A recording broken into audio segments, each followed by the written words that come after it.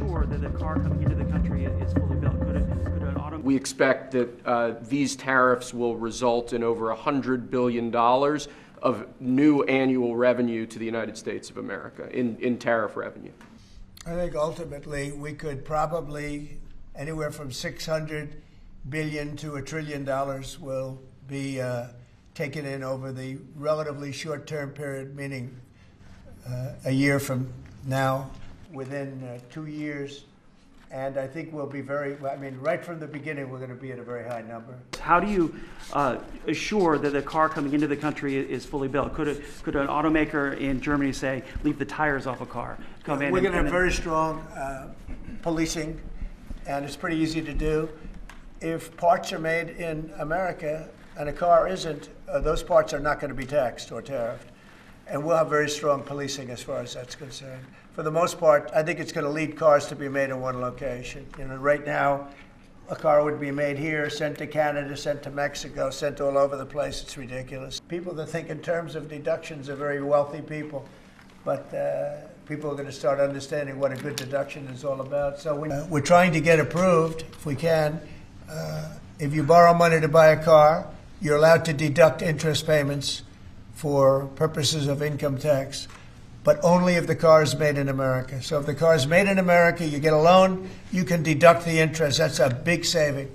A lot of people in that part of the world, in terms of buying cars, a lot of them don't think in terms of deductions. People that think in terms of deductions are very wealthy people, but people are going to start understanding what a good deduction is all about. So when you get a loan to buy a car, and I think it's going to pay for itself. I don't think there's any cost. I think you're going to have so many cars built, but you're only going to get that deduction of interest if the car is made in the United States of America. So I'm going to sign this, and Mike, I hope you can get that, because I think it's going to be amazing in terms of the number of cars that are going to be made because of it.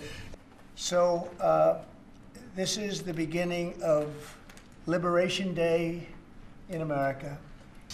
But this is very exciting to me. This is the automobile industry, and this will continue to spur growth like you haven't seen. Before I was elected, we were losing all of our plants. They were being built in Mexico and Canada and other places.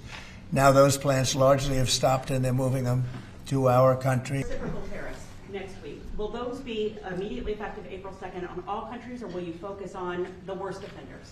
No, we're going to make it all countries, and we're going to make it very lenient. I think people are going to be very surprised. It'll be, in many cases, less than the tariff that they've been charging us for decades. So I think people are going to be very, very surprised. Why is that? On these auto tariffs, I think they'll be pleasantly surprised. I don't know. I think we're trying to keep it somewhat conservative. Buy any car you want. We had it so that within a short period of time you had to buy all electric. And